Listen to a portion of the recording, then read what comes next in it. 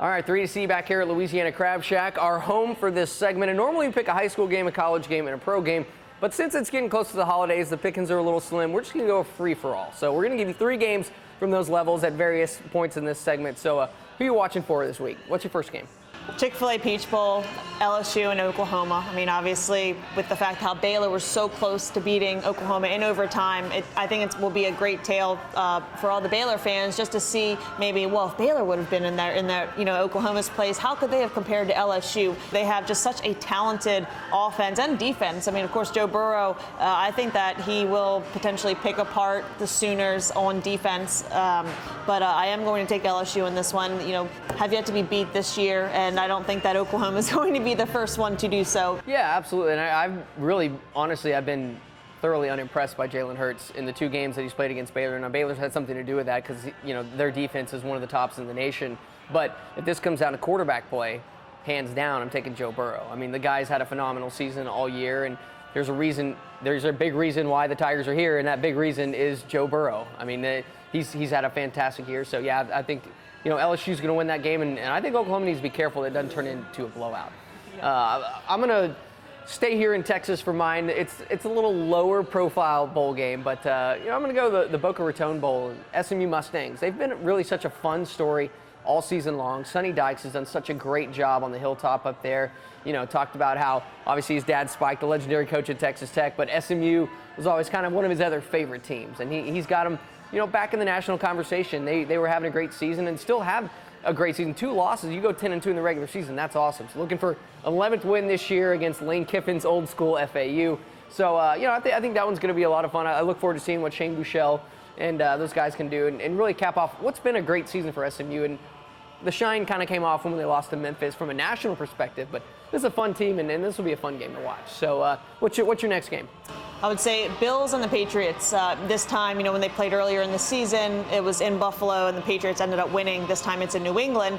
And what is so fascinating about their matchup is that if you look at the first time that they played, the Bills were going toe-to-toe with the Patriots. And then Josh Allen, he got knocked out of the game. He took that nasty hit. I just think that was several weeks ago, and the Bills have only improved since then. And so it will just be a fair tell potentially for the future to see if the Bills are going to be that next team to take over that division. And I know when you go to Foxborough, it's a pretty tough game to play, but the Patriots are not the Patriots that we're used to seeing in this Tom Brady era, and taking the Bills on this one. All right, yeah. The NFL's got a lot of great matchups this time of year, and a lot that mean a lot, and one that certainly means a lot, but I don't know that it means what everyone thought it was going to mean earlier this year. The Eagles and the Cowboys in the LOL Bowl. This one has been the one that no matter how bad the Cowboys have played, it's been, okay, well, as long as they win the Eagles game, as long as they win the Eagles game, as long as they win the Eagles game, well, here it is. And they're going up against an Eagle team that's been equally bad and probably worse. And they've had to deal with their fair share of injuries. A couple weeks ago, they were looking for anyone that could play wide receiver. I think Josh McCown was taking snaps at wide receiver or getting loose, getting ready to go in at receiver because they were just out of guys. And so I don't think they have enough to keep up with the Cowboys. I think the Cowboys do win this game, do get into the playoffs, and then who knows? We'll see what happens from there. But I do like the Cowboys in this matchup. Okay. So, Okay. Yeah. And as much as one could like either team in this matchup, to be honest with you. But all right, so that one's in the books. What's another one that you're watching for? So another Super Bowl front runner, the Baltimore Ravens. They are playing the Browns, and the Browns, they're one of 2 teams that beat the Ravens. And I mean, at that specific game several weeks ago, the Ravens, they were without one of their star defensive ends, Williams. And if you look at the Browns, Baker Mayfield, I mean, he's been in and out of the media all kind of season long with this and that. It will just be exciting to see how he performs against this Ravens defense, who's been leading in a bunch of all the defensive statistical categories all year. But I'm going to pick the Ravens on this one. It's really hard to pick against Lamar Jackson and that offense, and when they're facing the Browns. Yeah.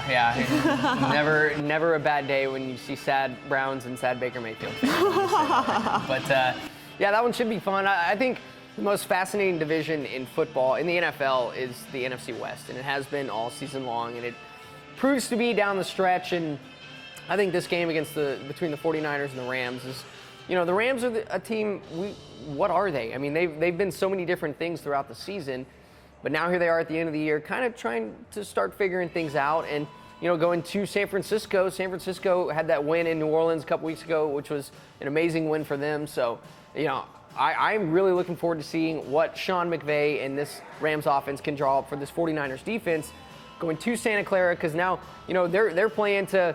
There's going to be a team with an 11-5, maybe even a 12-4 record that has to go, to a team like Dallas. They got to go on, maybe not 12-4, but 11-5 has to go to Dallas, go to the NFC East champion and try to win that game. So, I think that the Rams have been playing much better. They found Todd Gurley again, which is good, and they need to do that. But I just feel like the Niners are just going to be too strong in this one. So, going to be an exciting run to the NFL playoffs. Of course, come watch them here at Louisiana Crab Shack. Great food, tons of TVs. Check it all out. Until then, though, she's Mandy. I'm Matt. This has been 3 to See.